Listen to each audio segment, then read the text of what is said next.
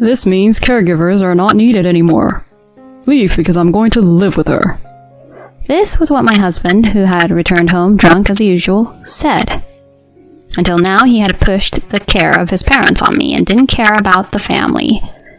Seeing him acting so selfishly, I was left speechless. What's more, I was half forcibly driven out of the house. As I stood there in bewilderment, holding my son's hand, my son tearfully said to me, "Mom, it's going to be okay. I'll take care of that guy." 15 years later, my son smiled at me. Mom, I kept my promise. As a result of my son keeping his promise to me, my ex-husband ended up in a terrible situation. My name is Violet. I'm a 36-year-old office worker. I live with my husband, Dean, and son, Trevor.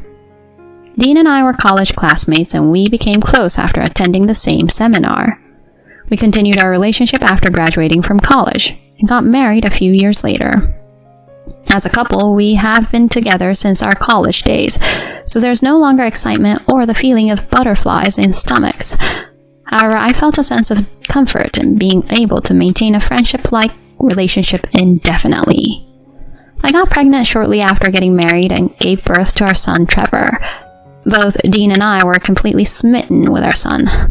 Furthermore, Dean suggested, "Let's buy a bigger house for our growing family." And so we bought the house. I felt an almost frightening level of happiness, like something out of a movie. I wish this happiness could last forever. However, this happy life would gradually begin to crumble. One day, Dean suddenly said, "I need to take care of my parents, so they will be living with us." I was shocked by the suddenness of this. "Even if you say that suddenly, are your parents okay with it?" That's all I could say. However, Dean simply replied, "I've already made up my mind," and started watching TV. He had always been a bit domineering from the beginning of our relationship. Once he decided something, he wouldn't listen to anyone, so he would proceed with the discussion about living together on his own.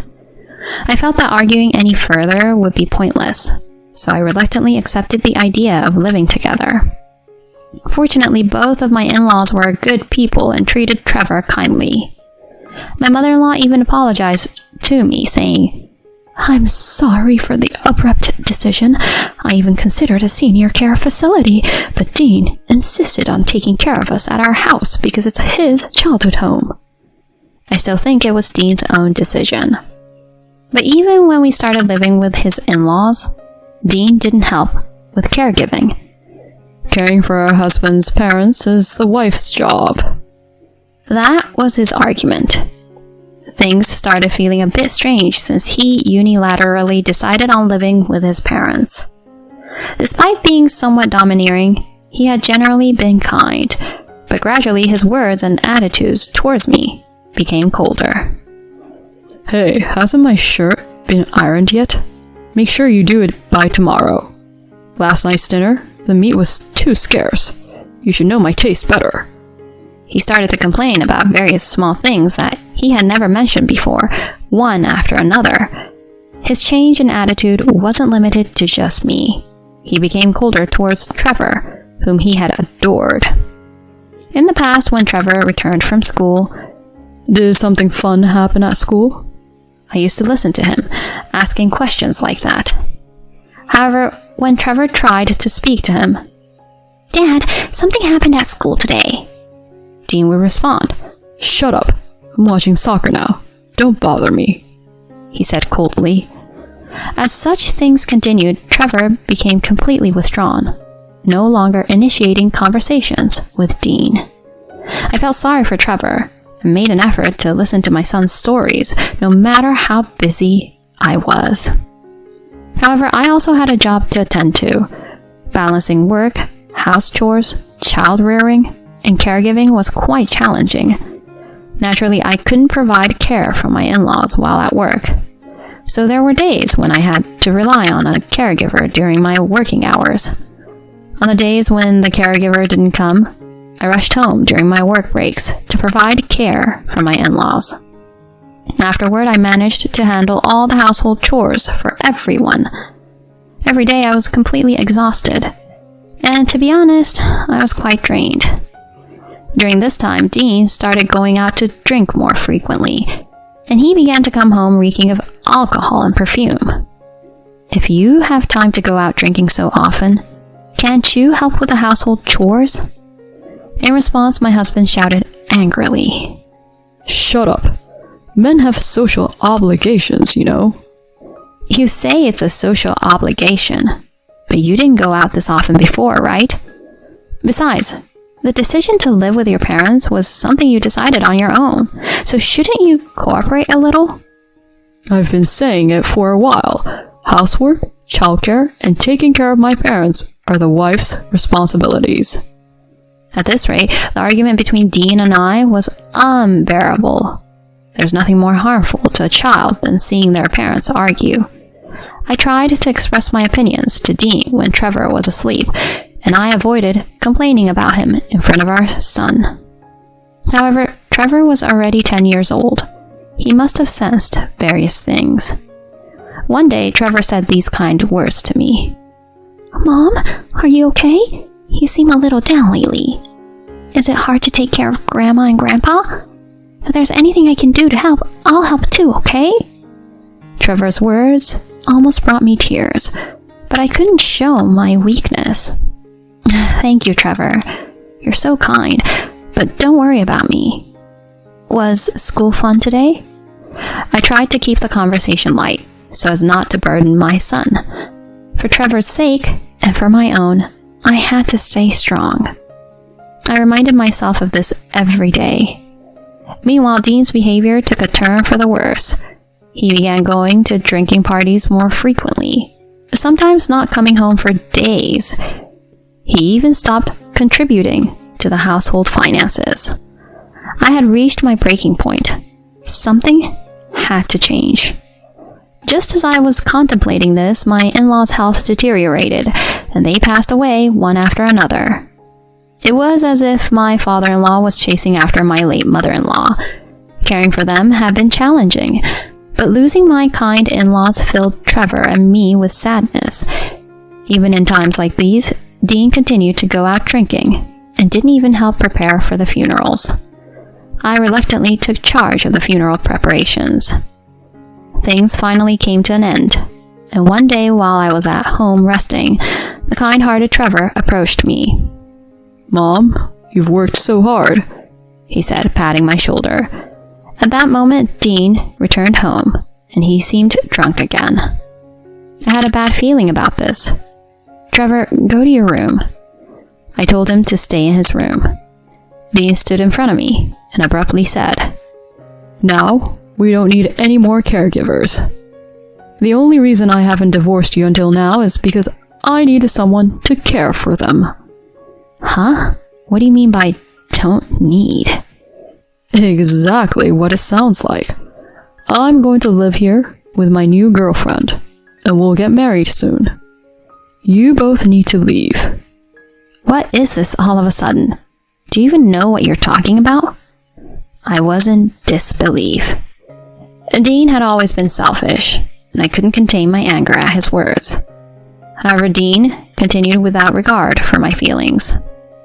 I don't love you guys anymore. Besides, my new girlfriend is pregnant. I'm going to build a happy home with my new family. I have no choice, so I'll pay you some alimony. And just like that, I was forcefully kicked out of the house. Trevor, who had heard the commotion, rushed after me. Dean threw my bag and belongings out of the house and said, Goodbye. With a single word, he closed the door. In the end, I had no choice but to leave the house with Trevor. Holding my son's hand, I was at a loss for what to do next. I had a job, but my parents lived far away, and I couldn't rely on them. Above all, I was anxious about whether I could support Trevor on my own. Trevor, tears streaming down his face, said, Mom, I've got your back. I'm going to make that guy pay for what he did to me right now. I hugged Trevor, and we both cried by the roadside. At that time, I couldn't have imagined that Trevor would turn those words into reality. Since leaving home with Trevor, I had been working hard to raise him. I had a full-time job, but being a single mother wasn't easy. I was determined not to burden Trevor with my struggles. Fortunately, Trevor grew up to be a kind and upright young man. Mom, I made curry today. Really? You made it all by yourself? Were you okay? Yeah, I was careful with handling the stove. Thank you, Trevor. My son helped with household chores to ease my busy schedule. Trevor, I know you're busy with your studies, so you don't have to overexert yourself. I'm okay. I pay attention in class and try to finish my homework during lunch breaks. Thus, Trevor and I spent our days helping one another and cooperating with each other. Time flew by and Trevor successfully entered university, graduated, and started his career. I'm planning to work as an employee for just 1 year to gain experience, and then I'll start my own business. He was enthusiastic about it, and indeed, 1 year later, he fulfilled his words and established his company. It was remarkable that the once small Trevor had become the president of a company. I was proud of myself at the same time and relieved that my work as a mother was over. Even after becoming a company president, my son continued to live with me. Trevor, you might find a girlfriend soon and want to move out. It's okay, you know. I told him this, but he responded with reassuring words. Not right now. I'm still here by your side, so don't worry. Trevor remained the same as when he was a child, always saying kind words to me. We were living peacefully together until one day. Mom, I have something to tell you, he said to me. I wondered if he had a girlfriend and was going to announce his engagement. However, what Trevor had to say was unexpected. Mom, it took me a little longer, but I finally got back at him. Huh? I had no idea what he was talking about. Got back at him? What do you mean? Then Trevor explained. I got back at that awful man who tormented you. At that moment, the face of a man came to my mind, and it was the face of my ex-husband, Dean. That man? You mean your father? What do you mean by got back at him? Trevor slowly began to tell me the story. Trevor had just recently started his own company, and thankfully the business was doing really well, experiencing rapid growth. During this time, he coincidentally received a business proposal from my ex-husband's company. It was true that Trevor had established a company similar to Dean's. For the business negotiations, Trevor asked Dean to participate along with some of the company's supervisory staff. Several of the supervisory staff had confused expressions, but it seemed that they included Dean at the request of the client company's president, who had a strong preference for it. Dean, who was somewhat oblivious, was initially pleased because he had heard about the positive feedback on his sales performance. However, when he saw Trevor's face during the business negotiation, he reportedly turned pale rapidly. He knew that his son had the same name, but he never imagined that the son he abandoned 15 years ago would become the president of the company he was dealing with. Even during the discussion, Dean couldn't stop sweating. The compliance officers repeatedly warned him, saying, "What's wrong with you? Pay attention." However, Trevor didn't mention Dean for any length of time. Dean was clearly relieved, apparently. Finally, Trevor had this to say. "Now, I'll ask you one last question. Is it correct that your company tolerates infidelity between employees?" At that moment, the room fell silent. The supervisory officers looked baffled, and Dean began to sweat once again. He couldn't help but say, "Let's stop talking about matters unrelated to the business," he shouted. And this surprised the supervisory officers, who asked in response, "What? What's the matter with you all of a sudden? And what's this talk about, Mr. President? In our company, such actions are strictly prohibited. We absolutely do not tolerate such behavior." Then Trevor looked at Dean. "But what about Mr. Turner over there?" It seems like the supervisory officers were confused, and the director asked, "And? What about him?" "Mr. Turner is my biological father.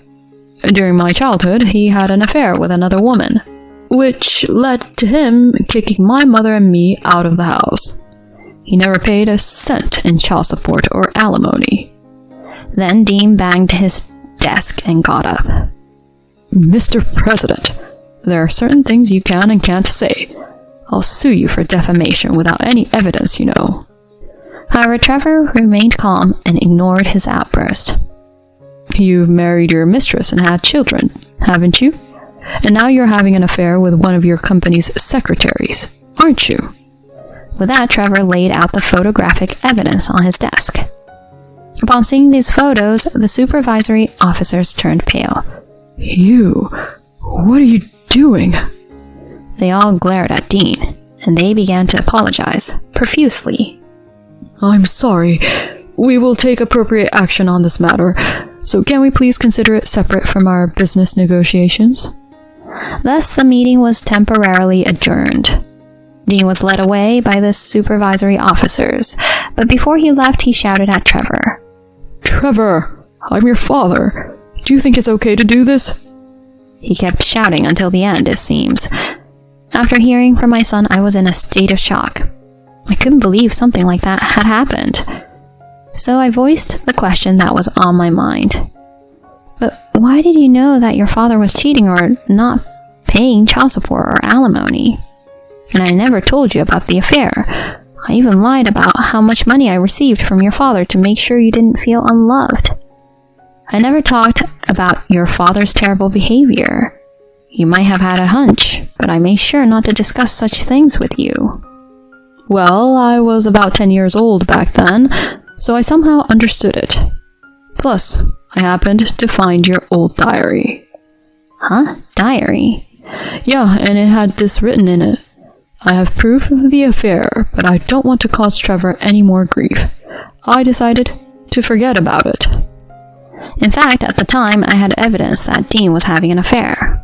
I could have demanded compensation from the woman he had an affair with. However, I only wanted to think about the future with Trevor.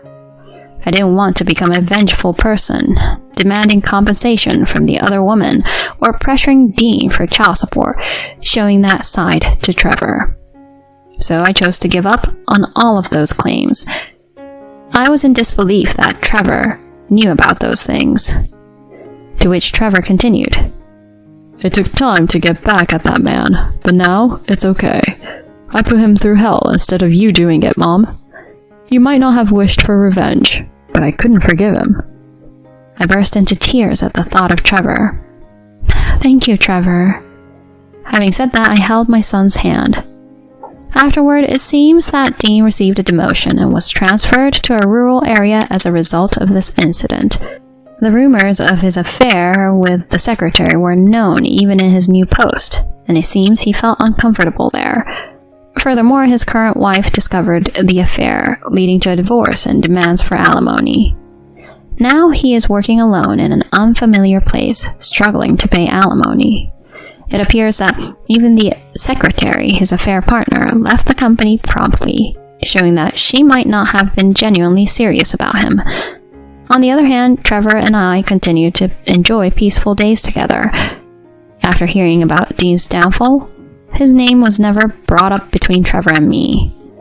I had put that man behind me and looked forward to enjoying life with Trevor from now on.